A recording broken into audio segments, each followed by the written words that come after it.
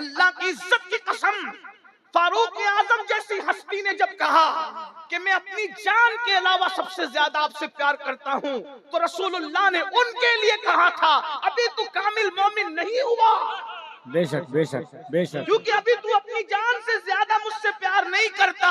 لیکن جب تربیت کے مراحل پورے ہوئے اور فاروق اعظم پر نظر پڑی تو فاروق اعظم جب فنائیت کی منزل پر پہنچے تو کہا یا رسول اللہ اب اپنی جان سے زیادہ آپ سے پیار کرتا ہوں۔ تو میرے نبی نے فرمایا آج تیرا ایمان مکمل ہو گیا۔ میرے امام کہتے ہیں اللہ کی سرتاب قدم شان ہے یہ، انسان ہی انسان وہ انسان ہے یہ۔ قرآن تو ایمان بتاتا ہے انہیں، ایمان یہ کہتا ہے میری جان ہے یہ۔ سبحان اللہ۔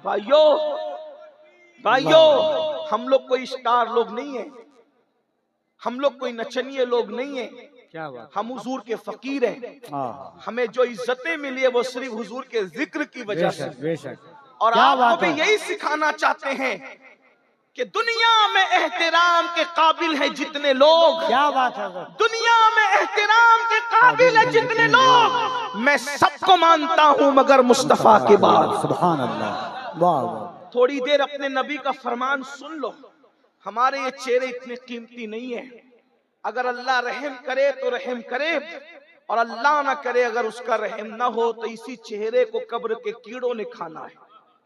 ہماری اوقات کیا، ہماری حیثیت کیا ہے؟ تھوڑی دیر اطمینان سے سنو، میں بیٹھنے کے لیے نہیں کہہ رہا ہوں کیونکہ میں نے پہلی کا بیٹھنے کو جگہ نہیں ہے، لیکن تھوڑی دیر سنو، بہت اچھے سے سن رہے ہو، اللہ سلامت رکھے میرپور والوں، اللہ تعالیٰ آپ سب کو سلامت رکھے۔ کیا عرض کر رہا تھا کہ جوانی کو اگر غلط استعمال کرو گے تو بڑھاپا اتنا دردناک مسلط کرے گا، اللہ میں نہیں کہہ رہا ہوں، صوفیہ کہہ رہے ہیں، بزرگان دین کہہ رہے ہیں، تارے گنتے لوگ، اور جو جوانی میں پاپ نہیں کرتے اللہ کی عبادت کرتے ہیں ان کا بڑھاپا بہت خوبصورت گزرتا ہے۔ میں 2-3 گناہ کا ذکر کر کے نتیجہ پیش کر کے بات پوری کر رہا ہوں۔ آج سب سے بڑا گناہ جو ہمارے سماج میں ہو رہا ہے، سب سے بڑا گناہ جو اللہ کے نزدیک ہے وہ ہے بے نمازی پر۔ ہم نماز نہیں پڑھتے، نماز نہ پڑھنا کیا ہے؟ زنا سے بھی بڑا گناہ ہے نماز کو چھوڑنا، قتل سے بھی بڑا گناہ ہے نماز کو چھوڑنا، لیکن ہمارے کانوں پہ جو نہیں رہی۔ ہم کسی کو قتل کرنے سے ڈرتے ہیں، ڈرنا بھی چاہیے، لیکن ہم نماز چھوڑنے سے نہیں ڈرتے، ڈرنے سے نماز چھوٹ رہی ہے۔ بلکہ میں تو یہ رونا روتا ہوں اکثر ہر جگہ، میں تو یہی کہتا ہوں کہ کاش کہ ہم سب مل کر ہماری قوم کی نماز پر ہی محنت کریں، کیونکہ جس دن میری قوم نمازی بنے گی اس دن یہ سارے جرائم اور گناہ برائیاں اور اصلاح معاشرہ کے جلسے کی جو وہ ضرورت ہی ختم ہو جائے گی۔ کیوں؟ کیونکہ نماز سے بڑھ کر معاشرے کی اصلاح کے لیے کوئی نسخہ ہمارے پاس نہیں ہے۔ کسی مقرر کی تقریر میں اتنی تاثیر نہیں ہے جتنی تاثیر نماز میں ہے، کیونکہ میرے اللہ نے فرمایا ان الصلاۃ تنہی عن الفحشاء والمنکر، کہ بے شک نماز ہر برائی سے اور ہر بے حیائی سے روک لیتی ہے۔ ایک جوان کے بارے میں صحابہ نے شکایت کی، یا رسول اللہ یہ جوان گناہ کرتا ہے، تو میرے سچے صادق و مصدوق نبی نے پوچھا کیا یہ جوان جس کے گناہ کی شکایت کر رہے ہو وہ نماز بھی پڑھتا ہے؟ تو صحابہ کرام نے عرض کیا یا رسول اللہ ہاں وہ نماز بھی پڑھتا ہے۔ تو آقا نے ارشاد فرمایا اگر یہ نماز پڑھتا ہے تو ایک دن اس کی نماز اس کو برائی سے روک لے گی۔ چند ہی دن گزرے تھے کہ اس نے نماز کی برکت سے اس کے گناہ چھوٹ گئے۔ میرے آقا صلی اللہ علیہ وآلہ وسلم کے دیوانوں، تو میں عرض یہ کر رہا تھا جلدی جلدی 2-3 ہی گناہ پڑھنا ہے مجھے، لیکن دل کے کانوں سے سن لو، اپنی آخرت سنوار لو، ورنہ بڑھاپا بڑا دردناک ہوگا۔ جا کر ان بڈھوں سے پوچھو جو پوتوں کو بلاتے ہیں تو پوتا بھی آنے کو تیار نہیں، جو پوتیوں کو بلاتے ہیں تو پوتیاں جو ہے وہ گود سے نکل کر کے بھاگ جاتی ہیں۔ اللہ اکبر۔ اور بیوی کا تو حال یہ ہے، نفرتوں کی دیوار اتنی بڑی بڑھاپے میں کھڑی ہو جاتی ہے کہ بڑے میاں اور بڑی بی کے ملنے کے بھی چانسز ختم ہو جاتے ہیں۔ اللہ اکبر، اللہ اکبر۔ بہت مجبور بڑھاپا ان کا ہے جنہوں نے جوانی میں پاپ کیے، لیکن ایک بات آپ کو بتاؤں، جو اللہ والے جوانی میں گناہ سے بچتے ہیں، بڈھے ہو جاتے ہیں، چلنے کے قابل نہیں رہتے، لکڑی ٹیک کر کے چلتے ہیں، پھر بھی خدا ان کو اتنی عزت دیتا ہے کہ لوگ 200-300 کلومیٹر کا سفر طے کر کے صرف ان کی دعائیں لینے کے لیے آتے ہیں۔ اللہ اکبر، معصوم ملت دعا کر دو، سعید ملت دعا کر دو، تاج الشریعہ دعا کر دو، محدث اعظم دعا کر دو، مفتی اعظم دعا کر دو۔ آپ غور تو فرمائیں، آخر ان بوڑھوں کی عزت کیوں ہے؟ میں بوڑھا کہہ کے انہیں ذلیل نہیں کر رہا ہوں، استغفر اللہ، اللہ میری نیت کو جانتا ہے، لیکن بڑھاپے میں اللہ اکبر ہم نے دیکھا تاج الشریعہ رحمت اللہ تعالی علیہ آنکھوں کی بینائی کمزور ہونے کے باوجود بھی مقرروں کو سننے کے لیے اتنے جمع نہیں ہوتے تھے جتنا اس مرد قلندر کی زیارت کے لیے جمع ہوتے تھے۔ پتا چلا تقوی والے کا بڑھاپا جوانے والوں کی جوانی کی بارات سے بھی زیادہ قیمتی ہوا کرتا ہے۔ نعرہ تکبیر، کوئی رسول اللہ کا وفادار تو بن کے دیکھے، کوئی متقی تو بن کے دیکھے، کوئی پرہیزگار تو بن کے دیکھے، اللہ تمہیں بھی وہ عزت عطا فرمائے گا۔ لیکن آج سب سے پہلی بات، ترک صلاۃ، اس کی کوئی اہمیت۔ میں نے تو دیکھا کہ بعض لوگ نماز کا مذاق اڑاتے ہیں۔ اللہ کے سچے رسول صادق و مصدوق صلی اللہ علیہ وآلہ وسلم فرماتے ہیں، الا لا دین لا صلاۃ، او کما قال علیہ الصلاۃ والتسلیم، اس کا دین نہیں ہے جس کی نماز نہیں ہے۔ اور نماز چھوڑنے کا گناہ امام غزالی رحمت اللہ علیہ کیمیائے سعادت میں نقل کرتے ہیں، ایک عورت آئی، بہنیں بھی موجود ہیں، مردوں سے زیادہ کمزوری نماز کے معاملے میں عورتوں کی ہے۔ عورتیں تو نماز پڑھتی ہیں، سیریل، فلمیں، یہ وہ، اناف شناف، استغفر اللہ، العیاذ باللہ۔ نماز کی اہمیت گئی، ختم ہو، بلکہ اب تو جتنی جلسوں کی اہمیت ہے اتنی اہمیت بھی نماز کی نہیں۔ آپ برا نہیں مانے تو اتنا ضرور کہوں گا، آتے ہیں تو عشاء پڑھے بغیر آتے ہیں، جاتے تو فجر سے پہلے ہی سو جاتے ہیں۔ میرے بھائی، کربلا والوں کی مخالفت کر رہے ہو تم لوگ، یزید نام یزید کے ساتھ یزیدیت کر رہا تھا، اگر جان بخشی کر دے تو میں یہ جملہ ضرور کہوں گا، میرپور والوں اگر آئندہ نہ بلانا تو شوق سے نہ بلانا، لیکن یہ ضرور کہوں گا، وہ یزید کہلا کر یزیدیت کو زندہ کر رہا تھا، اور تم حسینی کہلا کر کے یزیدیت کو زندہ کر رہے ہیں۔ اللہ حسینیت کے لبادے میں بے نمازیوں، تم سے بڑا یزیدی کردار کو زندہ کرنے والا کون ہے؟ میں تمہیں یزیدی نہیں کہہ رہا ہوں، نہ کبھی کہہ سکتا ہوں، کبھی یہ جرت نہیں ہے، لیکن کردار یزید کو زندہ کر رہے ہو، کیونکہ یزید اور کیا چیز کا نام ہے۔ امام حسین نماز بچانے کے لیے جان دے، اور حسین پاک کے جلسے میں نماز کے بغیر آتے ہو، اور نماز پڑھے بغیر سو جاتے ہو، بلکہ جلسے کی تیاری میں کئی نمازیں چھوڑ دیتے ہو، مہمانوں کی خدمت میں کئی نمازیں چھوڑ دیتے ہو۔ مجھے بتاؤ تو صحیح، اللہ کے رسول حالت جنگ میں بھی نماز نہیں چھوڑ رہے ہیں، اور ہم جلسے کی تیاری کے لیے، حضور نے احد میں اعلان کیا تھا، جو جہاں گئے وہیں کھڑے رہ کر کے نماز پڑھے۔ خالد بن ولید سے کسی نے پوچھا، خالد تم نے تو مسلمانوں کا اتنا نقصان کیا پلٹ کر آنے کے بعد، ایک بڑی تاریخ ہے احد کی، لیکن آ گئی تو وہ بھی سن لیں۔ 50 صحابہ کو، جوانوں کو حضور نے ایک درے پر کھڑا کیا۔ اس درے پر جب وہ کھڑے ہوئے، اس چھوٹی سی پہاڑی کا نام ہے جبل روما۔ غور سنیے گا، یہ جو رونا رو رہے ہو نا، فلسطین اور چچینیا اور بوسنیا اور کشمیر اور یہ اور وہ، جو رونا رو رہے ہو نا، اس کا علاج پیش کریں۔ میری عادت میں کوشش کرتا ہوں کہ مرض کا رونا رونے کی بجائے علاج پر بات زیادہ کیا کی بات جائے، ہے، واہ ہے نا؟ واہ واہ۔ کیونکہ درد بھری باتوں سے مسائل کا حل نہیں۔ یہ رافضیوں کا طریقہ ہے سینہ پیٹنا کہ قتل کیوں ہوا، قتل کیوں ہوا، وہ ابھی تک پیٹی رہے، یہ حال ہے۔ ہم لوگ پیٹنے والے نہیں ہیں. ہم لوگ کہتے ہیں کہ شہادت جو بھی ہے وہ ہم لوگوں کے لیے ایک تحریک ہے, ایک انقلابی لاہ عمل ہے. تو رونا بہت زیادہ نہیں رویا کرو, علاج ڈھونڈو. اس درے پر 50 صحابہ کو عبداللہ ابن جبیر, زبیر نہیں بلکہ جبیر, جیم سے جبیر, تھوڑا سا آج کل ہمیں تلفظ پر دھیان دینا پڑتا ہے, ورنہ کفیل بھائی تھوڑا پھر لقمہ دیں گے تو پھر پریشانی ہوگی. الحمدللہ ہم غوث پاک کے غلام, سبحان اللہ. 12. اور ہم تو کوئی فن لے کر بھی نہیں آتے, ہم کوئی فنکار بھی نہیں, غوث پاک کے فقیر ہیں اور بس وہی لاج رکھتے ہیں. کیا بات ہے, اور انہی کے ہاتھ لاج ہے, تیرے ہی ہاتھ لاج ہے یا پیر دستگیر, سبحان اللہ. ہم تیرے دستگیر ہیں آہا. یا غوث, سبحان تیرے اللہ. ہاتھ کے نیچے مرشد, یہاں بھی لاج آپ کیا وہاں بھی لاج. بے شک. بہرحال عبداللہ ابن جبیر, عبداللہ ابن جبیر کو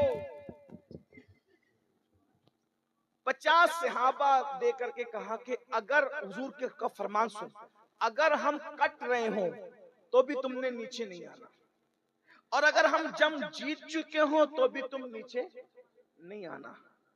وہ کھڑے ہو گئے اور احد میں صحابہ نے وہ جواں مردی دکھائی کہ چند منٹ کے اندر وہ نامردوں کو بھاگتے بنی جو آئے تھے مصطفیٰ جان رحمت کو ختم کرنے کے لیے. جنہوں نے اسلام کیا ان کے لیے یہ جملہ نہیں ہے, جو مر گئے ان کے لیے. وہ ایسی نامردی دکھائی کہ بھاگے وہ, اور جب بھاگے تو جو 50 صحابہ تھے انہوں نے اکثر نے اجتہاد کیا. کیا اجتہاد یہ کیا کہ جنگ ختم ہو گئی, چلو نیچے. ابن جبیر نے کہا نہیں, حضور نے منع کیا. اللہ اللہ اللہ. آقا نے جب تک ہمیں نہیں بلایا تب تک ہم نے نہیں جانا. کہا حضور نے حالت جنگ میں منع کیا تھا نیچے اترنے کو, جب جنگ ختم ہی ہو گئی ہے تو پھر رکنے کا مطلب کیا ہے. بہت روکا, ابن جبیر نہیں رکے. ان میں سے اکثر اتر گئے. ایک تاریخی روایت کے مطابق 12 یا 14 جوان بچے, باقی سب نیچے اتر آئے. جب ان سے وہ درا خالی دیکھا, جب وہ پہاڑ کا وہ خالی دیکھا تو وہ حضرت خالد ابن ولید پلٹ کر آئے اور حملہ کیا. اور مسلمانوں کے جو قدم اکھڑے ہیں, پھر اسی کے بعد حضرت امیر حمزہ کی شہادت, حضرت سیدنا اللہ اکبر مصعب ابن عمیر کی شہادت, عبداللہ ابن جہش کی شہادت, حضرت شماس کی شہادت. حضرت شماس وہ صحابی اللہ اکبر کہ حضور پر وہ آس پاس گھوم گھوم کر تیر اپنے سینے پہ لیتے تھے. 70 صحابہ, حضرت حنظلہ کی شہادت, غسیل الملائکہ حضرت سیدنا حنظلہ رضی اللہ تبارک و تعالی کی شہادت. اور پھر یہ کیوں ہوا, یہ کیوں 70 جانے گئی. 70 کیوں؟ حضور کے ایک فرمان پہ عمل نہیں ہوا. 70 جانے. میری قوم کے جوانوں ذرا غور کرو, حضور کے ایک فرمان پہ, نہ میں اس کو خطا کہہ رہا ہوں نہ غلطی کر رہا ہوں, کچھ کسی یہ کہہ رہا ہوں, ایک فرمان پر عمل نہیں ہوا. کس سے؟ روئے زمین پر اصحاب رسول سے بڑی انبیاء کے بعد کوئی قوم ہی نہیں. مقام نبوت کے بعد سب سے بڑا منصب اگر کوئی ہے تو وہ اصحاب مصطفیٰ کا. اس لیے کہ انہوں نے اپنی آنکھوں سے مصطفیٰ جان رحمت کا دیدار کیا. بھائیو, جن زلفوں کا ذکر کر کے ہم مچل رہے ہیں, انہوں نے ان زلفوں کو مصطفیٰ جان رحمت کے کندھوں پر لہراتے ہوئے دیکھا ہے. جن آنکھوں کا تذکرہ کرتے ہوئے ہماری آنکھوں میں آنسو ہے, انہوں نے ان مذاق آنکھوں کو اپنی آنکھوں سے دیکھا ہے. جس چہرے بددعا پر ہم قربان ہونے کی بات کرتے ہیں, اس رخ بددعا کو انہوں نے بار بار دیکھا ہے. اللہ اکبر. کیا وہ آنکھیں بھی میرے امام کہتے ہیں خدا ان کو کس پیار سے دیکھتا دیکھتا ہے جو آنکھیں ہیں محو لقائے محمد. اللہ اکبر. کیا شان والے وہ تھے, لیکن اس کے باوجود بھی. اور پھر بڑی بات بتاؤں, جن کے گھوڑوں کی ٹاپ سے لگنے والی دھول کی قسم قدرت اٹھائے, والعادیات طبحا فالموریات قدحا. ارے جن کے گھوڑوں کی ٹاپوں کی قسم, بلکہ گھوڑوں کی ٹاپوں سے لگنے والی دھول کی قسم قدرت اٹھاتی ہے. جن کے گھوڑوں کی دھول کی یہ شان ہے, ان کے خود کے وجود کی شان کا عالم کیا ہے. یہ صحابہ کرام. لیکن ایک بات پر عمل نہیں ہوا. 70 جانے گئی, 50 سے زیادہ عورتیں بیوہ ہوئی. توجہ کرنا, ایک بات پر حضور کی عمل نہیں ہوتا ہے. توجہ ہے آپ کی, بہت اچھے سے سن لو, بات بہت نازک مقام پر آ گئی, شاید اسی میں بات پوری کر دوں. لیکن توجہ, ایک بات پر حضور کی عمل نہیں ہوا. 70 جانے گئی, 50 سے زیادہ عورتیں بیوہ ہوئی, 100 سے زائد بچے یتیم ہوئے, اتنے گھر اجڑے. اگر حضور علیہ السلام کی ایک بات پر عمل دور رسالت میں نہ ہو تو 70 جانے جاتی ہے, 50 سے زائد بچے جو ہے, 50 سے زائد عورتیں بیوہ ہوتی ہے, کم و بیش 100 سے زائد بچے اور بچیاں یتیم ہوتے ہیں. اتنے گھروں کے اندر جو ہے اداسی چھا جاتی ہے. میری قوم کے جوانوں, اب اپنی تباہی کا رونا رونے والوں, اپنی بربادی کا رونا رونے والوں, اگر صحابہ کرام ایک بات پر عمل نہ کرے اپنے اجتہاد کی بنیاد پر, تو اتنا نقصان ہوتا ہے. اللہ اکبر. یہ قوم جو فرائض کو ترک کرے, فرائض کو چھوڑے, اپنی مرضی کے مطابق زندگی گزارے, پھر کتنی جانے جائے گی. اگر فلسطین میں اٹھنے والے جنازوں سے محبت ہے تو اپنا کردار بھی تو دیکھو. اگر تم زنا کے اڈوں کو آباد کرتے رہو گے تو کیا یہ جنازے نہ اٹھیں گے؟ آپ سے پوچھتا ہوں, بظاہر عمل کس نے نہیں کیا تھا؟ جنہوں نے عمل نہیں کیا تھا ان کی جانیں تو اکثر کی محفوظ رہی, لیکن دوسرے بزرگ شہید ہوئے نا. تو کہیں ایسا تو نہیں اگر فلسطین میں میرے کسی بھائی کا جنازہ اٹھ رہا ہے تو وہ میرے کسی جوان کے زنا کی نحوست تو نہیں ہے, تاش کے پتوں کی نحوست تو نہیں ہے, مسجدوں کو ویران کرنے کی نحوست تو نہیں ہے. اللہ اکبر. اگر نوجوان عورتیں پوری دنیا کے اندر بیوہ ہو رہی ہے تو کہیں وہ ہمارے جرائم کی نحوست تو نہیں ہے. اتنا تمہیں قوم کا درد ہے کہ آنے والی ویڈیوز کو شیئر کر کے تم لوگ بہت زیادہ سبکدوش ہونے کی کوشش کرتے ہو ذمہ داریوں سے. کبھی سوچا کہیں میرے گناہ میری قوم کی تباہی کا سبب تو نہیں بن رہے ہیں؟ اللہ اکبر. رب کو کیا منہ دکھاؤ گے؟ تمہیں بات جو کہنے چلا تھا, خالد ابن ولید سے کسی نے پوچھا, اے خالد سیف اللہ, تم لوگوں نے تو احد میں مسلمانوں کا بہت بڑا نقصان کیا تھا, حضرت امیر حمزہ جیسی ہستی کا سینہ چیرا گیا تھا, کلیجہ نکالا گیا تھا, اور کچا چبانے والوں نے امیر حمزہ کا کلیجہ کچا چبایا تھا. انگلیاں کاٹنے والوں نے انگلیاں کاٹ کر کے گلے میں پہنا تھا, کان اور ہونٹ کاٹنے والوں نے کان, ہونٹ اور ناک کاٹ کر کے اپنے گلے میں پہنے. کتنی قربانیاں دی گئی جب یہ دین ہم تک پہنچے. آج اس دن کی اہمیت نہیں, جلسوں سے دین نہیں پہنچا. یہ جلسے تو کسی کی جیب خالی کر کے کسی کی جیب بھر رہے ہیں. دین پھیلانے والے تو دین پھیلاتے پھیلاتے مالدار سے غریب ہو گئے. تمہیں کیا پتا. بہت جانے گئی ہے میرے بھائی, بہت عورتوں کا سہاگ لوٹا ہے, بہت عورتوں کا سہاگ, بہت بچے بیوہ ہوئے ہیں, بہت گھروں میں چراغ بجھے تب دین کا چراغ روشن ہوا ہے. ارے خود اوروں کا گھر تو جانے دو, خود اللہ کے رسول کا جو گھر تھا اس کا کیا حال تھا؟ جس دن رسول اللہ نے نکاح کیا تھا سیدہ خدیجہ الکبریٰ کے ساتھ, اس دن خدیجہ اتنی مالدار تھی کہ ملکہ تجار کہلاتی. بہنوں کی توجہ, بہت تکلیف, بہت مصیبتیں, بہت قربانیاں اس دین کے پیچھے. آج لوگ دین کی خدمت کرتے کرتے غریب مالدار ہو رہے ہیں, لیکن یہ اس دور کی بات ہے جب مالدار لوگ دین کی خدمت کرتے کرتے غریب ہو رہے ہیں. سیدہ خدیجہ الکبریٰ جس دن حضور کے ساتھ نکاح ہوا ہے, پورے مکے کے سب سے مالدار عورت, سب سے مالدار عورت, اتنا مال کہ پورے مکے والوں کا مال جمع کرو تو خدیجہ کے مال کا 10% بنتا تھا. کوئی مبالغہ نہیں کہہ رہا ہوں, تاریخ میں کہیں بھی چیلنج کر سکتے اس کو, حالانکہ میں چیلنج والا آدمی نہیں, طالب علم ہوں. خدیجہ کا پہلا اونٹ مال سے بھرا ہوا گھر کے پاس کھڑا ہوتا تھا تو آخری اونٹ جو ہے مکۃ المکرمہ کی سرحد کو پار کرتا تھا. اتنی مالدار تھی وہ خاتون جسے سیدہ فاطمہ الزہرا کی امی ہونے کا شرف تھا, جسے حسنین کی نانی ہونے کا شرف. لیکن میری بہنوں کو بھی بتا دیا جائے, نماز سے دور بہنوں, زیور اور کپڑوں میں ڈوب کر کے زندگی گزارنے والی میری بہنوں, سیریل کی اداکارہ کو آئیڈیل بنانے والی میری بہنوں, تمہیں پتا ہونا چاہیے جس دن سیدہ خدیجہ کی زندگی کا آخری دن تھا, اس دن خدیجۃ الکبریٰ کے گھر میں چراغ جلانے کے لیے تیل بھی نہیں تھا. اتنی مالدار خاتون اتنی غریب ہو گئی تھی کہ اس کے گھر میں کئی دن سے چولہا نہیں جلا تھا. یہ دین کی قربانی.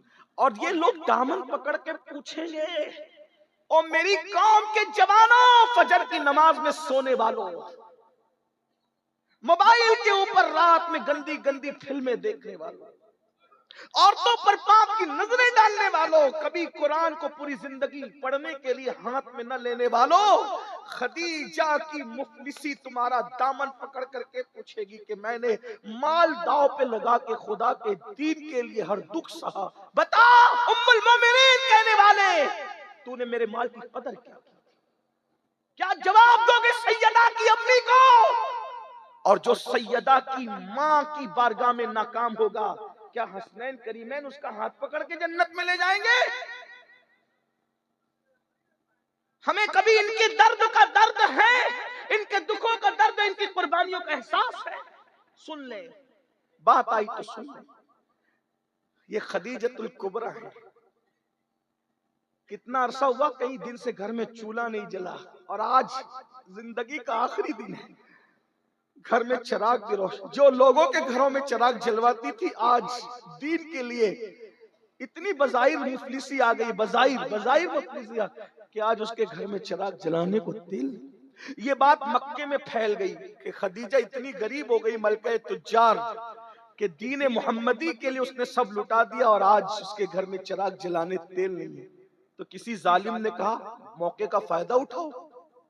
غربت تو انسان کو کفر تک لے ہی جا سکتی ہے, تکلیف آدمی کو مجبور کرتی ہے, مجبوری کا فائدہ اٹھاؤ.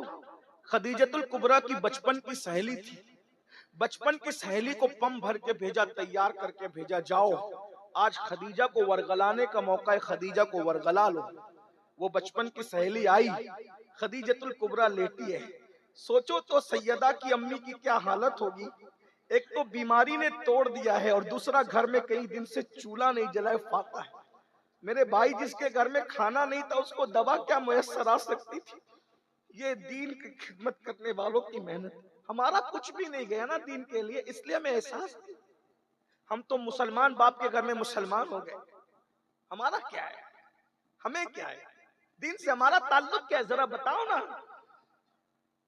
سیدہ کی امی کو دوا تو دوا ہے, کھانا بھی میسر بستر پر ہے, اور پتہ ہے لوگوں کو راحتیں دینے والی آج ٹاٹ کے بوریے پر ہے. سہیلی آ کر کے سرانے بیٹھتے, کہا خدیجہ تیری بچپن کی سہیلی ہوں, سن لے. اب عنوان کہیں اور جاتا ہے, اب اس بات کا موقع نہیں کہ میں اپنے عنوان پر آگے بات بڑھاؤں, لیکن بات آ گئی تو بات ختم کر رہا ہوں, ذرا توجہ کر لیں. نہیں, آپ لوگوں کا بھی حق ہے, میری طرح آپ بھی مہمان ہو. بات میں ختم ہی کر رہا ہوں, انشاءاللہ پھر اس عنوان کو آگے کبھی بڑھاؤں گا, لیکن توجہ کر لیں آپ. سہیلی آ کر سرہانے بیٹھی, اور بیٹھ کر یہ کہتی, خدیجہ میں تیری بچپن کی سہیلی ہوں, تو نے محمد کا ساتھ دیا تو میں تجھ سے دور ہو گئی تھی, لیکن آج پھر وہی درد, وہی دل, وہی تڑپ تیرے دروازے تک لائیے. خدیجہ میں نے سنا ہے کئی دن سے تیرے گھر میں چولہا نہیں جلا, تجھے بددعا لگ گئی ہے ہمارے معبودوں کی, بتوں کی بددعا, لات و حبل کی بددعا لگ گئی. تو نے محمد کا ساتھ دیا نا بتوں کی مخالفت میں, تجھے بددعا لگ گئی. دیکھ اتنی مالدار تھی, غریب ہو گئی. کیا دیا محمد عربی نے تجھے؟ اتنی غریب ہو گئی, اتنی مفلس ہو گئی.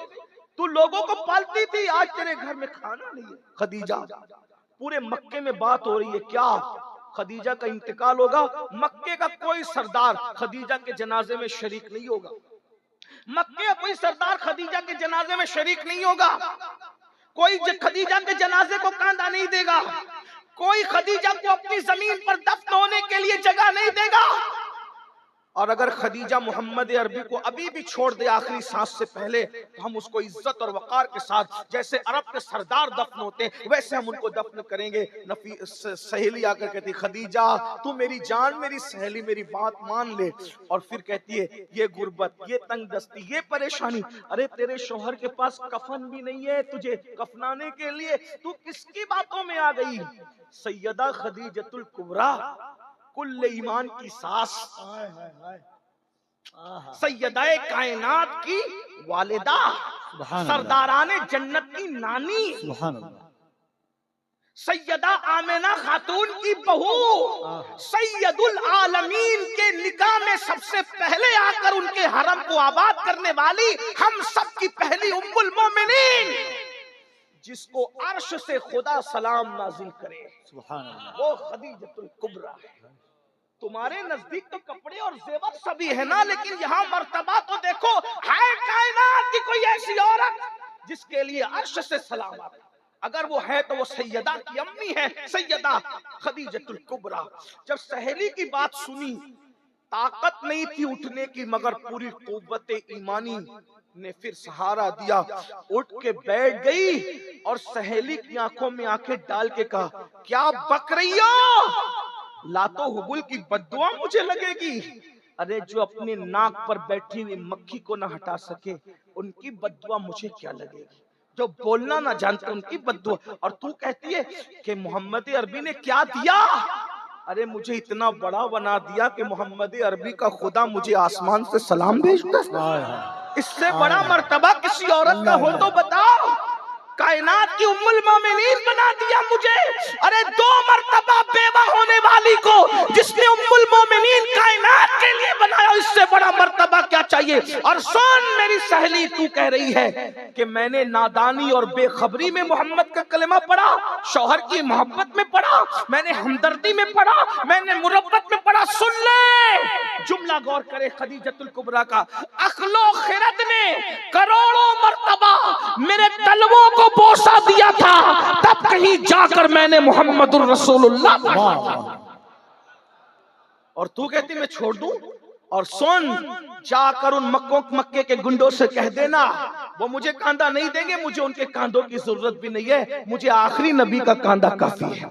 اور اگر وہ مجھے کاندھا نہیں دیں گے تو فرشتے آئیں گے کاندھا دینے کے لیے، کیونکہ میرا شوہر مخدوم ملائکہ ہے، ملائکہ جس کے خدام ہے، میرے شوہر کی شان یہ ہے، مجھے فرشتے کاندھا دینے کے لیے آئیں گے۔ اور اگر مکے کی زمین میں مجھے دفن نہیں کرنے دیا گیا تو مجھے زمین غیرت میں دفن کیا جائے گا۔ میری سہیلی تو مجھے کیا ورغلانے آئی ہے؟ یہ بات ہو رہی تھی، اتنے میں حضور آ گئے، سہیلی کے ساتھ تنہائی میں یہ بات، اتنے میں حضور آ گئے۔ آقا نے سیدہ خدیجہ کے سر پہ ہاتھ رکھا اور ہاتھ رکھ کے پوچھا خدیجہ کیسی ہو؟ خدیجہ ہے نام میں ان کے اتنا اثر، جی اٹھتے ہیں مردے بھی سن کر، وہ حال اگر خود ہی پوچھیں بیمار کا عالم کیا ہو۔ سیدہ خدیجہ کے سر پہ ہاتھ رکھ کے پوچھا خدیجہ کیسی ہو؟ قربانی دیکھو دین کے لیے، قربانی دین کے لیے، قربانی، یہ دین ایسے نہیں پھیلا، قربانی۔ سیدہ خدیجہ نے کہا آقا مجھے تو اللہ کو سونپ دے، اللہ کے بھروسے مجھے چھوڑ دے، میری خیریت آپ مت پوچھئے، جتنی دیر تک آپ کریں گے اتنا دیر جا کر آپ اللہ کے دین کو ٹائم اور وقت دیجئے، جتنا وقت میرے ساتھ باتوں میں گزرے گا اگر اتنا ٹائم آپ نے لوگوں کو سمجھانے میں دیا تو پتہ نہیں اتنے وقت میں کتنے کافروں کو آپ مسلمان بنا کر جہنم سے نکال کے جنت میں داخل کر۔ مجھے چھوڑ دی، مجھے آپ وقت نہ دیں، مجھے اللہ کے بھروسے کر دیں، میں اللہ کے بھروسے ہوں، آپ جائیے اللہ کے دین کا کام کی۔ یہ ہے دین کی خدمت، یہ ہے محنت رسول اللہ کے گھر والوں، حضور کی اصحاب کی، حضور کی ازواج کی، حضور کی آل کی، یہ محنت ہے، اس محنت سے دین پھیلا۔ جب حضور نکل کے چلے گئے تو جو سہیلی تھی نا خدیجہ کا ہاتھ پکڑے کہتے خدیجہ مجھے مسلمان کر دینا۔ مجھے کلمہ پڑھا کے اسلام میں داخل کر لیں۔ سیدہ خدیجہ نے کہا ارے تو مجھے کافر بنانے آئی تھی، تو کیسے مسلمان ہو رہی ہے؟ اس کی آنکھوں میں آنسو تھے۔ جو مذہب اپنے ماننے والوں کو اتنا یقین عطا کرتا ہو وہ مذہب کبھی جھوٹا نہیں ہو سکتا، وہ مذہب سچا مذہب ہے، اس لیے میں بھی کلمہ پڑھ کے مسلمان ہو رہی ہوں۔ اے محنت تو بات جو کر رہا تھا خالد بن ولید سے، کسی نے کہا خالد تم لوگوں نے بڑا نقصان کیا ہمارا احد میں، پھر تم احد کے فوراً بعد مدینے آ کے مسلمان کیسے ہو گئے؟ تو خالد بن ولید کہتے ہیں میں نے احد میں ایک منظر دیکھا، جب نماز کا وقت آیا تو رسول اللہ کی طرف سے اعلان ہوا جو جہاں ہے وہی نماز پڑھو، تو ہر مسلمان وہی کھڑے ہو کے نماز پڑھ رہا تھا۔ ہم نے سوچا مسلمان کے ہاتھ بند گئے نماز میں، اب ان کو قتل کرنا آسان ہے، لیکن ہم نے دیکھا جیسے کوئی تلوار اس نمازی پہ اٹھاتا، اس تلوار کے اٹھنے سے پہلے غیبی تلوار آتی اور اس کو کاٹنے والے کو کاٹ دیتی۔ نمازی پر حملہ نہیں ہو سکا۔ ہم سمجھ گئے یہ مذہب باطل نہیں ہے، حق ہے، اور خالد کلمہ پڑھ کے مسلمان ہو گئے۔ تو جو میں بات لے کر چلا تھا کیمیائے شہادت کی، اس کو سن لے، پوری ہوتی ہے بات۔ امام غزالی لکھتے ہیں ایک عورت تھی، موسیٰ علیہ السلام کے پاس آئی، کہنے لگی اے موسیٰ میرے لیے دعا کر دے، اللہ مجھے بخش دے، میری مغفرت کر دے۔ موسیٰ علیہ السلام نے کہا تو نے گناہ کیا کیا؟ اس نے کہا گناہ بہت بڑا ہوا، اس کو چھوڑ دیں لیکن آپ دعا کر دیں۔ کہا پہلے بتا تو گناہ کیا ہوا؟ اس نے کہا میں نے زنا کروایا، منہ کالا کیا، اور زنا کی وجہ سے پھر مجھے بچہ پیدا ہوا تو میں نے بچے کو قتل بھی کیا۔ ایک تو زنا کیا اور زنا کے بعد بچے کو قتل بھی کیا۔ موسیٰ علیہ السلام پہ اللہ کا خوف طاری ہوا کہ تو جلدی یہاں سے نکل، تیری وجہ سے عذاب نہ آ جائے۔ وہ عورت چلی گئی، حضرت جبریل علیہ السلام آئے، اللہ کا سلام پیش کیا، کہا اے موسیٰ آپ نے اس عورت کو کیوں نکال دیا؟ تو حضرت موسیٰ علیہ السلام نے کہا جبریل اس نے کتنا بڑا جرم کیا، کتنا بڑا پاپ کیا، اس سے بڑا پاپی کوئی ہو سکتا ہے؟ جبریل علیہ السلام نے کہا ہاں اے اللہ کے کلیم، اس سے بڑے پاپی بھی ہے جن کو اللہ اس سے بڑا عذاب دے گا۔ کہا وہ کون ہے؟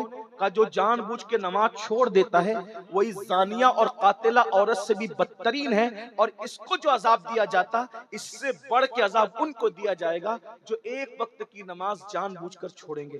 جو ایک وقت کی نماز جان بوجھ کر چھوڑ دے، قتل اور زنا سے بڑھ کر ان کو عذاب ملے گا۔ تو جو پانچوں وقت نماز نہیں پڑھتے، فجر میں مسجد نہیں جاتے، ظہر میں نہیں جاتے، گھوم رہے ہیں اپنی مرضی سے چل رہے ہیں، میرے بھائیوں مرنا ہے، ایمان پہ مرنا چاہتے ہو، ایمان سلامت لے جانا چاہتے ہو، نماز کی پابندی کرو، نمازیں پڑھو، گناہ چھوڑو۔ اللہ کے رسول علیہ السلام فرماتے ہیں جو جوان، ایک حدیث ہے جمع الجوامع کی روایت ہے، آقا ارشاد فرماتے ہیں جب کوئی جوان صبح صبح کی نماز پڑھتا ہے اللہ اس جوان کو بوڑھوں پر ایسی فضیلت عطا کرتا ہے جیسے عوام کو اللہ نے رسولوں کو، اللہ نے عوام پر رسولوں کو جیسی فضیلت عطا فرمائی ہے، مرسلین کو عوام پر جیسی فضیلت عطا فرمائی ہے، صبح کی نماز پڑھنے والے جوانوں کو اللہ بوڑھوں پر ایسی ہی فضیلت عطا فرماتا ہے۔ رسولوں جیسی فضیلت جوانوں کو ملتی ہے صبح کی نماز کی برکت سے، یہ ہے جوانی کی عبادت۔ لیکن افسوس میرے بھائی، آپ یہ مت سوچنا کیا امین القادری آپ سے یہ کہہ رہا ہے انجوائے نہ کریں، کھائیں نہیں، پیے نہیں، پکنک نہ کریں، ایسی بات نہیں، سب انجوائے کرو، بھرپور انجوائے کرو، حرام کام مت کرو۔ بس باغ گھومنے جاؤ، حرام کام مت کرو، نعتیں سنو، گانے مت سنو، درود شریف پڑھو، غیبت مت کرو، چگلی مت کرو، کسی عورت پر پاپ کی نظر مت ڈالو، کیونکہ اللہ کے رسول کا دیدار انہی آنکھوں سے کرنا ہے قبر میں۔ جو آنکھیں حضور کو دیکھنے والی ہے وہ آنکھوں سے کسی عورت پر پاپ کی نظر کیسے ڈال سکتے ہو؟ آپ کو حیرت ہوگی یہ جب میں سنتا ہوں کہ مسلم جوان لڑکے پکچر دیکھتے ہیں زنا والی، تو مجھے یاد آتا ہے حضرت سلمان فارسی کہا کرتے تھے کسی کی ران پہ نظر ڈالنا مجھے مشکل لگتا ہے، 70 مرتبہ مرنا مجھے آسان لگتا ہے، لیکن کسی کی ران کو ایک مرتبہ دیکھنا مجھے مشکل لگتا ہے، کیونکہ 70 مرتبہ مرنے میں وہ تکلیف نہیں ہے جتنا کسی کی ران کو ایک مرتبہ دیکھنے سے عذاب ہوگا۔ جب ران دیکھنے پہ یہ عذاب ہے تو سوچو جو زنا دیکھتے ہیں ان پر کیا عذاب ہوگا، ان کے ایمان کا کیا بنے گا، ان کی قبر کا کیا بنے گا، ان کی حشر کا توبہ کرو، بدلو۔ جوانی گناہ کے لیے نہیں ہے، جوانی پاپ کے لیے نہیں ہے، جوانی عیاشی کے لیے نہیں ہے، جوانی جرائم کے لیے نہیں ہے، جوانی اللہ کی عبادت کے لیے ہے۔ توبہ کر لو، اور یاد رکھنا کتنے بھی بڑے پاپی ہو، کتنے بھی بڑے مجرم ہو، اگر تم توبہ کرو گے، کتنے بھی بڑے پاپی ہو، کتنے بھی بڑے، توبہ کرو گے تو گناہ سے ایسے پاک کر دیے جاؤ گے جیسے ابھی اپنی ماں کے پیٹ سے پیدا ہوئے۔ کل سے ایک نئی زندگی کا آغاز کرو، کل سے نہیں بلکہ ابھی سے ایک نئی زندگی کا آغاز کرو۔ یہ طے کرو کہ کچھ بھی ہو جائے، خوشی ہو یا غمی ہو، موت ہو یا شادی ہو، برات ہو یا میت ہو، میں نے نماز نہیں چھوڑنا۔ سنی سے العقیدہ امام کی ابتدا میں مجھے نماز پڑھنی ہے۔ اسی طرح جتنے گناہ ہیں مجھے ان گناہوں سے بچنا ہے۔ پھر دیکھنا زندگی کا کیسے لطف آتا ہے۔ آج آپ لوگ کہتے ہو مولانا سب کچھ ہے مگر سکون نہیں ہے، کیوں نہیں ہے؟ سب کچھ ہے، سکون نہیں ہے، کیونکہ گناہ کرتے اور گناہ سے سکون ختم ہوتا ہے، بربادی ہے، تباہی ہے۔ اس لیے آئیے اللہ کو منائیے، اللہ کو راضی کیجئے۔